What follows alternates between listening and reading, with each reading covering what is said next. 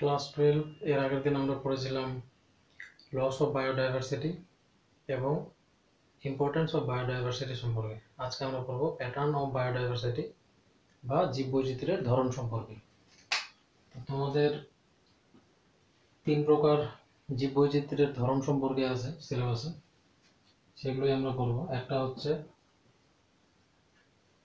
অক্ষাংশ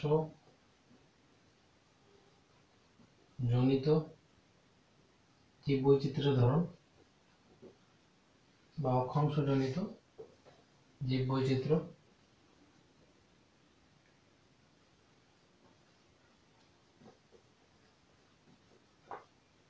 দ্বিতীয়টা হচ্ছে উচ্চতা জনিত জীববৈচিত্র্য। তৃতীয় হচ্ছে প্রজাতি অঞ্চল সম্পর্ক।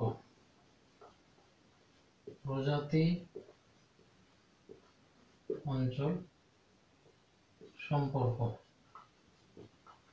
বা স্পেসিস এরিয়া রিলেশনশিপ। এই তিনটা জিনিস আমরা খুব সহজভাবে বোঝার চেষ্টা করব।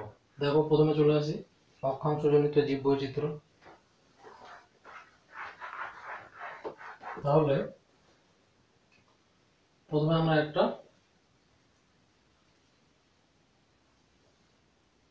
ছক আঁকানোর চেষ্টা করব। দেখো, একটু বড় করে আঁকি যেন বুঝতে সুবিধা হয়।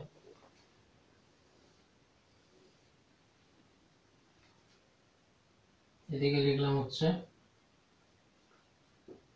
অক্ষাংশ, আর ওয়াই এক্সিসে লিখলাম হচ্ছে প্রজাতির সংখ্যা। প্রজাতির সংখ্যা বা স্পেসিস রিচনেস। কি বলা হচ্ছে? Species richness. এটা নাম্বার দেওয়া হচ্ছে 20, 40, 60, 80, 100। এদিকে ডিগ্রি দেওয়া হচ্ছে 20, 40, 60, 80। আচ্ছা, তো এই ক্ষেত্রে দেখো এখানে 0 ডিগ্রি। এই ছকটা থেকে আমরা কি বুঝতে পারছি যে এই যে এখানে 20 ডিগ্রি অক্ষাংশ মানে হচ্ছে যত উচ্চ অক্ষাংশ থেকে যত নিম্ন অক্ষাংশ দিকে যাওয়া যাবে প্রজাতির সংখ্যাটা তত বেশি বৃদ্ধি পাবে। এরকম দেখো, এখানে হচ্ছে প্রজাতির সংখ্যাটা আমরা কত পাচ্ছি, তোমরা দেখতেই পাচ্ছ, অনেক বেশি। ঠিক আছে, 80। এখানে কত পাচ্ছি, 40। এখানে কত পাচ্ছি, 60। তাহলে এটা হচ্ছে 80 ডিগ্রি, এটা 60 ডিগ্রি। মানে উচ্চ অক্ষাংশ, এটা যদি মেরু অঞ্চল ধরি আর এটা যদি হচ্ছে নিরক্ষীয় অঞ্চল ধরা হয়,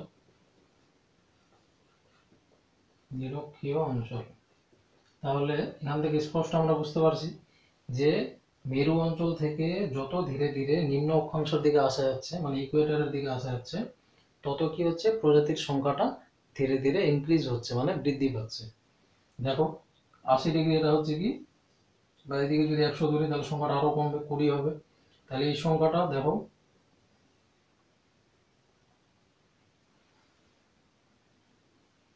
তাহলে কি হচ্ছে, যত আমি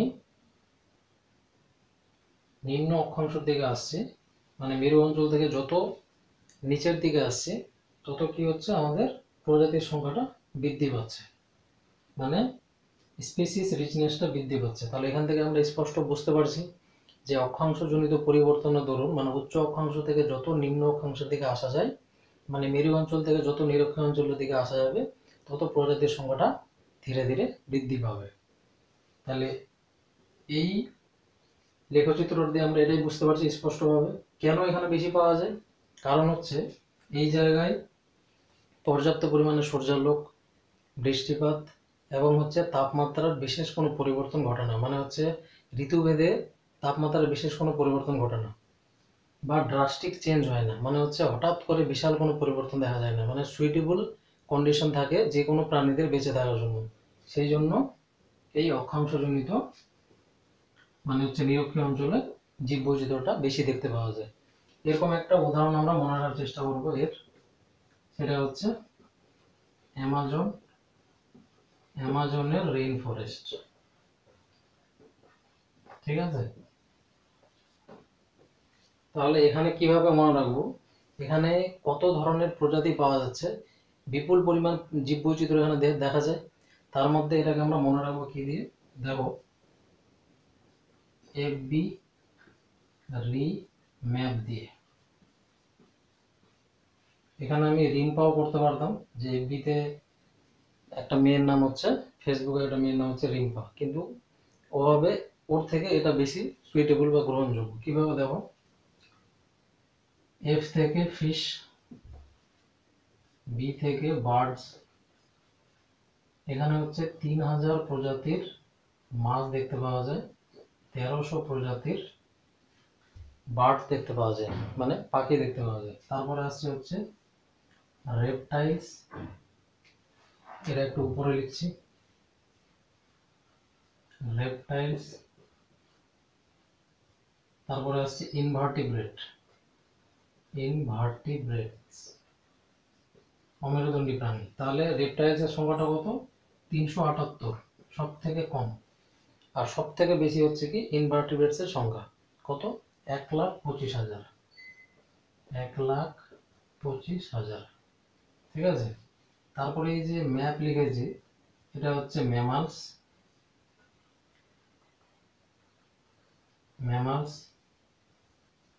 এ থেকে হচ্ছে অ্যামফিবিয়া,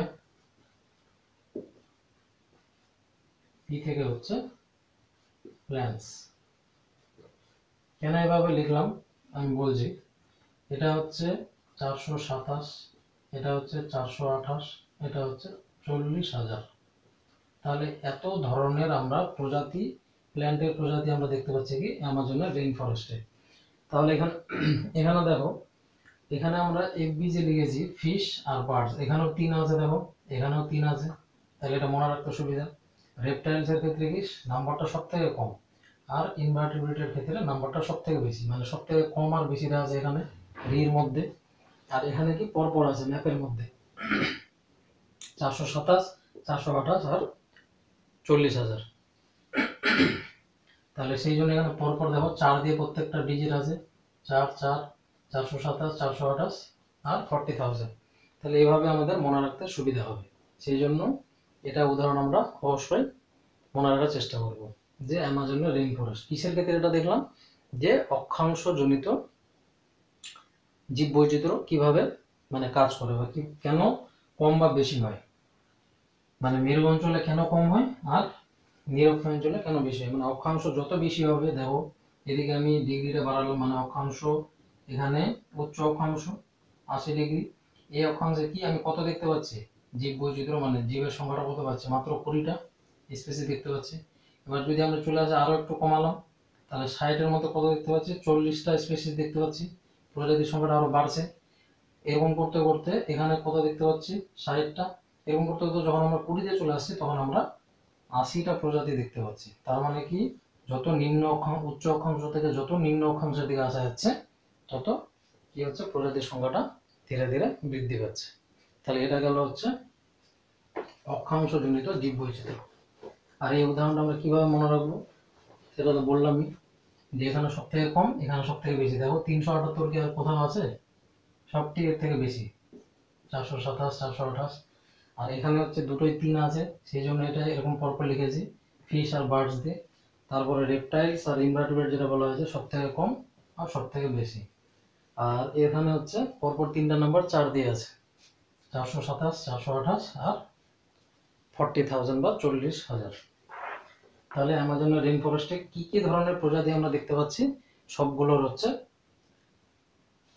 মানে প্রজাতি কত কত ধরনের প্রজাতি আমরা দেখতে পাচ্ছি, সেটা আমরা একটা ছোট্ট ট্রিক্সের মাধ্যমে মনে রাখলাম। আশা করি মনে থাকবে সকলের। ঠিক আছে, অবশ্যই এটা মনে রাখার চেষ্টা করবে। এবার চলে আসি হচ্ছে দ্বিতীয়টা, ছিল হচ্ছে আমাদের কি, যে উচ্চতা জনিত জীববৈচিত্র্য। তাহলে এটা কিরকম হবে, ধরো সিম্পল ভাবে এটা যদি ভূপৃষ্ঠ ধরি, এর থেকে বা হচ্ছে সমুদ্রতল থেকে যত উপরের দিকে যাওয়া যাবে তত কি হচ্ছে জীববৈচিত্র্যের সংখ্যাটা ধীরে ধীরে কমে যাবে। মানে হচ্ছে প্রজাতির সংখ্যা বা নাম্বারটা ধীরে ধীরে ডিক্রিজ হবে। কেন হবে? কারণ প্রত্যেক 1000 মিটার উচ্চতায় 6.5 ডিগ্রি সেন্টিগ্রেড হারে তাপমাত্রা কমতে থাকে। ঠিক আছে? তাহলে দেখো আমরা কি জানি যে মাউন্ট এভারেস্টের উচ্চতা কত? 8848 মিটার।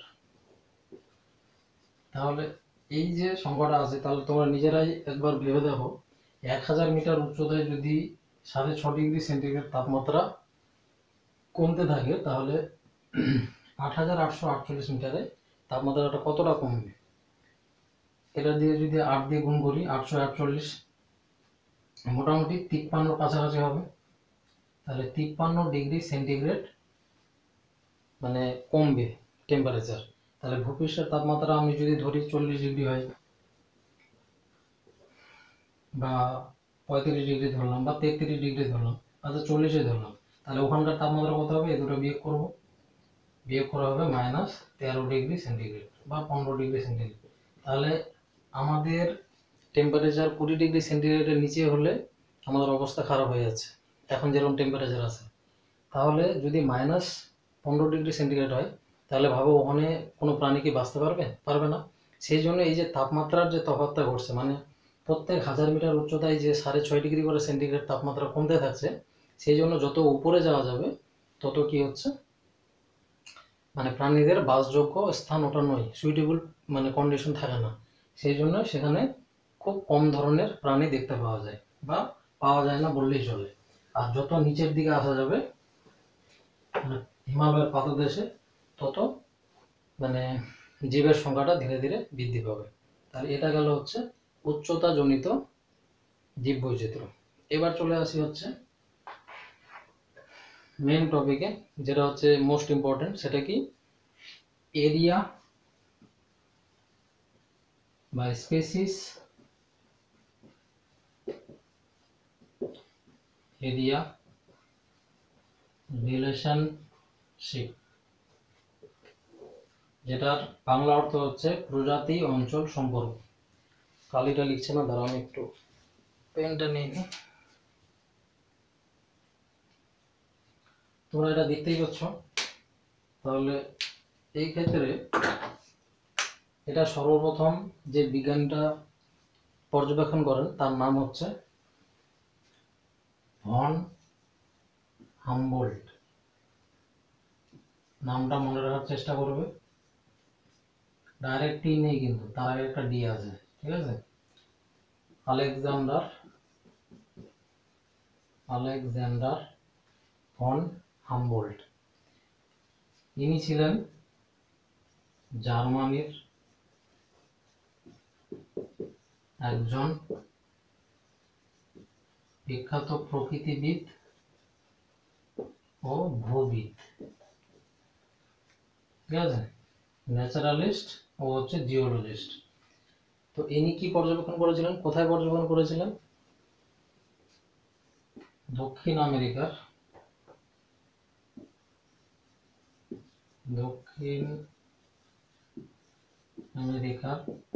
একটি জঙ্গলে, মানে এরিয়ার সঙ্গে স্পিসিসের কি সম্পর্ক সেটা তিনি পর্যবেক্ষণ করেছিলেন। তো এই পর্যবেক্ষণের ফলে তিনি কি দেখতে পেয়েছিলেন সেটা সিম্পল ভাবে আমি বোঝানোর চেষ্টা করছি। তাহলে বিজ্ঞানীটার নামটা মনে থাকবে, আলেকজান্ডার ভন হামবোল্ট। দেখো, কোনো একটা জায়গাতে, মানে তিনি কি অবজার্ভ করেছিলেন, কি পর্যবেক্ষণ করেছিলেন? কোনো একটা জায়গা ধরলাম, এই একটা জায়গা বা অঞ্চল, এই অঞ্চলটাতে যত পরিমাণ স্পিসিস থাকবে, প্রজাতি থাকবে, যদি অঞ্চলের পরিমাণটা ধীরে ধীরে বাড়িয়ে দেওয়া হয়, তাহলে কি হবে? প্রজাতির সংখ্যাটা ধীরে ধীরে বৃদ্ধি পাবে। কিন্তু যদি খুব বেশি পরিমাণে বাড়িয়ে দেওয়া হয়, তাহলে প্রজাতির সংখ্যাটা একটা নির্দিষ্ট সীমাবদ্ধ মানে সীমা অনুযায়ী বাড়বে, তারপরে কিন্তু আর বাড়বে না। এটাই তিনি পর্যবেক্ষণ করেছিলেন। কিরকম? এই একটা অঞ্চল, তারপর আরো একটু অঞ্চলটা বাড়িয়ে দেওয়া হলো, এটা হলো বি একটা অঞ্চল।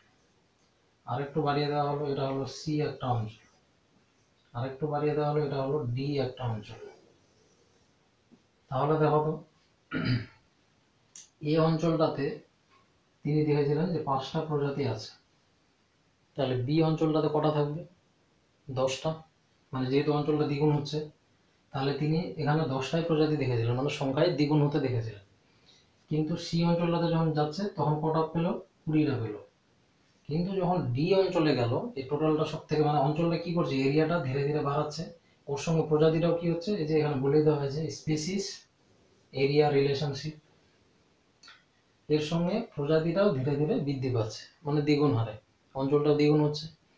তাহলে এখানে আমি 20টা পেলাম। কিন্তু যখন ডি অঞ্চলটাতে গেল, মানে টোটাল এটা যখন বাইরেটাকে ডি বলছে, ডি অঞ্চলটাতে গেল, তখন কিন্তু 40 হওয়ার কথা, তখন কিন্তু 40 হলো না, তখন পেল হচ্ছে ওখানে 23টা। তাহলে সংখ্যাটা কি হলো, এখানে 40 হওয়ার কথা ছিল 40, কিন্তু হলো কত? 23। তাহলে কি জিনিসটা কি মিললো? মানে দ্বিগুণ, মানে হওয়ার কথা ছিল কি দ্বিগুণ, প্রত্যেকবার দ্বিগুণ হচ্ছে, কিন্তু শেষেরটাতে গিয়ে দ্বিগুণ আর হলো না, প্রায় সমানই থাকলো। 3টা বাড়া মানে কি, যেখানে 40টা হওয়ার কথা ছিল সেখানে 23 হয়েছে, প্রায় আমি এটা 20 ধরলাম, 20-র কাছাকাছি। তাহলে কি হচ্ছে, এখানে খুব একটা মানে প্রজাতির সংখ্যাটা বাড়লো না। সেই জন্য এখানে বলা হয়েছে কি, তিনি কি অবজার্ভ করেছিলেন যে একটা নির্দিষ্ট অঞ্চল অবধি, মানে অঞ্চলটাকে যদি বাড়ানো হয় ধীরে ধীরে, তাহলে প্রজাতির সংখ্যাটা ধীরে ধীরে বৃদ্ধি পাবে, কিন্তু একটা নির্দিষ্ট সীমাবদ্ধ অনুযায়ী বা একটা সীমা অনুযায়ী, ঠিক আছে? ওর বেশি হলে তখন আর বাড়বে না, তখন ওটা ফিক্সড হয়ে যায়। ফিক্সড বলে কি, মানে কি ওর কাছাকাছি থেকে যায়, তারপরে আর বাড়ে না। তো এটাকে যদি লেখচিত্র আকারে দেখানো যায়, তাহলে এরকম একটি লেখচিত্র পাওয়া যাবে, যেটাকে বলা হচ্ছে পরাবৃত্ত বা হাইপারবোলা। তাহলে এই সাইডের অংশটাকে, এটা মিটাচ্ছি না, দেখো এই সাইডের অংশটাকে বলা হচ্ছে স্পিসিস রিচনেস বা প্রজাতির সংখ্যা, আর এটাকে বলা হচ্ছে এরিয়া। এরিয়া মানে কি অঞ্চল। তাহলে দেখো এই এরিয়াটা বাড়ানো হচ্ছে, বাড়ানো হলো, তাহলে প্রজাতির সংখ্যাটা বাড়লো, দেখতে পাচ্ছ। প্রথমে এতটুকু নেওয়া হলো, প্রজাতির সংখ্যা বাড়লো, তারপর আরো এরিয়া বাড়ানো হলো, প্রজাতির সংখ্যা বাড়লো, তারপর আরো একটু এরিয়াটা বাড়ানো হলো, প্রজাতির সংখ্যা বাড়লো, তারপর আরো বাড়ানো হলো, আর একটু বাড়লো, কিন্তু তারপরে আর বাড়ছে না, মানে হচ্ছে দেখো এভাবে থেকে যাচ্ছে, তারপরে বাড়াচ্ছে, এই যে সমান থেকে যাচ্ছে, বাড়াচ্ছে, সমান থেকে যাচ্ছে। তো এটাকে হচ্ছে একটা সূত্র দ্বারা প্রকাশ করেছে, সেটা হচ্ছে s equal CA to the power z। তাহলে এসটা হচ্ছে এখানে স্পেসিস, এসটা হচ্ছে প্রজাতির প্রাচুর্য, প্রজাতির প্রাচুর্য বা প্রজাতির সংখ্যা এক কথায়। সিটা কি, সিটা হচ্ছে ওয়াই ইন্টারসেপ্ট। এটা কি, এটা হচ্ছে এরিয়া, এ হচ্ছে অঞ্চল বা এরিয়া, আর জেডটা হচ্ছে slope of the line, slope of the line মানে হচ্ছে এই পরাবৃত্তর লাইনটা, ঠিক আছে, ইন্ডিকেট করছে জেড কে। এবার এটাকে যদি সরল রেখার আকারে লেখচিত্র আঁকানো যায়, তাহলে একই রকম জিনিসটা বোঝাবে, এখানে হয়ে যাবে লগ লগ স্কেল, তখন এটাকে বলা হচ্ছে লগ লগ স্কেল। এই জায়গাটাতে কি হয়ে যাবে, লগ এস, মানে উভয় দিকে যদি লগ নিয়ে নেওয়া যায়, তাহলে log S equal log C plus Z, যেহেতু পাওয়ার জেড আছে সেই জন্য ওটা সামনে চলে আসবে, জেড লগ সি, ঠিক আছে। তাহলে সরল রেখার ক্ষেত্রে এই সমীকরণটা পাবো, আর পরাবৃত্তর ক্ষেত্রে এই সমীকরণটা পাবো, এটা আমাদের মাথায় রাখতে হবে। আশা করি বুঝতে পেরেছো সবাই। তাহলে এই জিনিসটা তিনি অবজার্ভ করেছিলেন। বিজ্ঞানীটার নাম কি, আলেকজান্ডার ভন হামবোল্ট। ঠিক আছে, তাহলে জিনিসটা আমরা বুঝতে পারলাম যে পার্টিকুলার একটা নির্দিষ্ট এরিয়া বাড়ানোর ফলে স্পিসিসের সংখ্যাটা বা প্রজাতির নাম্বারটা বা প্রজাতির সংখ্যাটা ধীরে ধীরে বৃদ্ধি পায়। কিন্তু একটা নির্দিষ্ট অঞ্চল বা একটা নির্দিষ্ট সীমা অনুযায়ী তারপরে বাড়ালে মানে হচ্ছে অঞ্চলটা বা এরিয়াটা যদি আরো বৃদ্ধি করা যায় তাহলে কিন্তু প্রজাতির সংখ্যাটা বা নাম্বারটা কিন্তু আর বাড়ে না, ওটা মানে সেম থেকে যায়, তারপরে আর বৃদ্ধি পায় না। এই ঘটনাটাকে বলা হচ্ছে স্পিসিস এরিয়া রিলেশনশিপ, যেটা প্রথম জার্মানের একটা বিজ্ঞানী নাম হচ্ছে আলেকজান্ডার ভন হাম্বল্ট সর্বপ্রথম পর্যবেক্ষণ করেন কোথায়, দক্ষিণ আমেরিকার একটি জঙ্গলে। তা আমরা এটা লেখচিত্রটাও দেখলাম, আশা করি জিনিসটা বুঝতে পেরেছো সবাই যে এভাবে করে করা আছে। তার মানে কি, এটা হচ্ছে এরিয়া, এটা হচ্ছে স্পেসিস নাম্বার। তাহলে প্রথমে এতটুকু এরিয়া নেওয়া হলো, স্পেসিসের নাম্বারটা বাড়ছে, তারপর আবার নেওয়া হলো মানে এরিয়াটা বাড়ানো হলো, দেখো বৃদ্ধি পাচ্ছে, স্পেসিসের নাম্বারটা বাড়ছে, প্রজাতির সংখ্যা, আবার নেওয়া হলো আবার বাড়ছে, আবার এরিয়া বাড়ানো হলো আবার বাড়ছে, কিন্তু তারপরে আর বাড়ছে না, দেখো এই যে সেম থেকে যাচ্ছে, দেখো সেম থেকে যাচ্ছে। এই ঘটনাটাকে বলা হচ্ছে স্পিসিস এরিয়া রিলেশনশিপ। ঠিক আছে, এটা একটা সমীকরণ দিয়ে প্রকাশ করা হয়েছে, যেটা হচ্ছে S equal CA to the power Z. কোনটা কি সেটা আমরা দেখলাম। এস হচ্ছে প্রজাতির নাম্বার বা হচ্ছে স্পেসিস রিচনেস মানে প্রজাতির সংখ্যা এক কথায়, আর সি হচ্ছে ওয়াই ইন্টারসেপ্ট, আর এ হচ্ছে এরিয়া, আর জেড হচ্ছে স্লোপ অফ দ্য লাইন, ওই লাইনটা পরবৃত্ত। ঠিক আছে, আশা করি সকলে বুঝতে পেরেছে। তাহলে কি কি দেখলাম, প্রথম দেখলাম হচ্ছে অক্ষাংশ জনিত জীববৈচিত্র্য, দ্বিতীয়টা দেখলাম হচ্ছে উচ্চতা জনিত জীববৈচিত্র্য, আর তৃতীয়টা দেখলাম হচ্ছে স্পেসিস এরিয়া রিলেশনশিপ। ঠিক আছে, তাহলে এই অক্ষাংশ জনিত জীববৈচিত্র্য সেটা তো বুঝলামই ভালো করে, কিন্তু যদি আমি এখানে মানে একটা পৃথিবীর মনে করো ছবি আঁকলাম একটা, তো কোনটাকে বলা হচ্ছে, দেখো এই যে মিডিলে আমি রেখাটা টানলাম এটাকে বলা হচ্ছে ইকুয়েটার। ঠিক আছে, 0 ডিগ্রি। তো কি বলা হয়েছিল, যত উচ্চ অক্ষাংশ থেকে যত নিম্ন অক্ষাংশের দিকে আসা যাবে তত কি হবে, জীববৈচিত্র্যের সংখ্যাটা বৃদ্ধি পাবে। তাহলে এটাকে একটা অঞ্চল ধরলাম, এটা একটা, এভাবে করে যদি জাস্ট বোঝানোর জন্য বলছি 30 ডিগ্রি, 60 ডিগ্রি, 90 ডিগ্রি। তাহলে এখানে দেখো এটাকে নর্থ পোল, সাউথ পোল, তাহলে এটা মেরু অঞ্চল। এই মেরু অঞ্চল থেকে যত নিচের দিকে আসা যাবে তত কি হবে, জীববৈচিত্র্য বাড়তে থাকবে। তাহলে এই যে ইকুয়েটরে সব থেকে বেশি হবে, তাহলে এই যে অঞ্চলটা, এই যে অঞ্চলটা তোমরা দেখতে পাচ্ছ, এই রিজিয়নটাতে জীববৈচিত্র্যের সংখ্যাটা সর্বাধিক হবে। কেন, ওটার কারণটা আমরা দেখলাম, কারণ এখানকার হচ্ছে জলবায়ুটা খুব বেশি পরিমাণে পরিবর্তন হয় না ঋতুভেদে, আর তাছাড়া হচ্ছে প্রচুর পরিমাণে সৌরশক্তি পাওয়া যায়, আর হচ্ছে কি হচ্ছে বৃষ্টিপাত পাচ্ছি। ঠিক আছে, তাহলে বৃষ্টিপাত তাপমাত্রা সবকিছু এখানে অনুকূল থাকার জন্য এই সমস্ত অঞ্চলগুলোতে কি হচ্ছে, আমরা জীববৈচিত্র্যের সংখ্যাটা বা জীববৈচিত্র্য খুব বেশি পরিমাণে দেখতে পাই।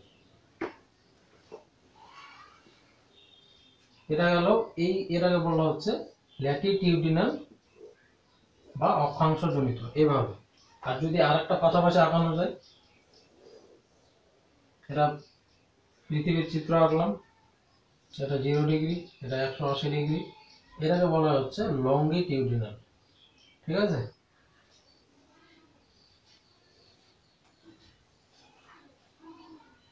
এখানে এরকম থাকে।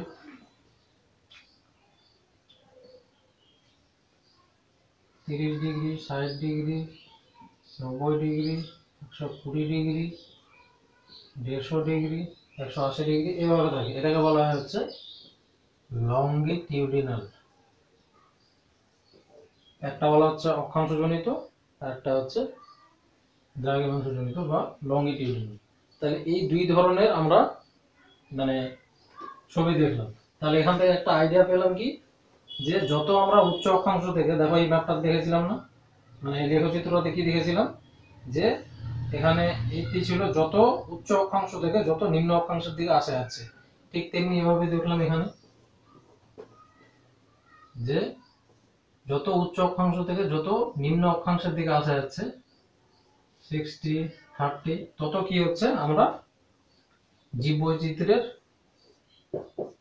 পরিমাণটা বেশি দেখতে পাচ্ছি। ঠিক আছে। আর উচ্চতা জনিত তো বললাম যে উচ্চতা বৃদ্ধির সঙ্গে সঙ্গে কি হচ্ছে,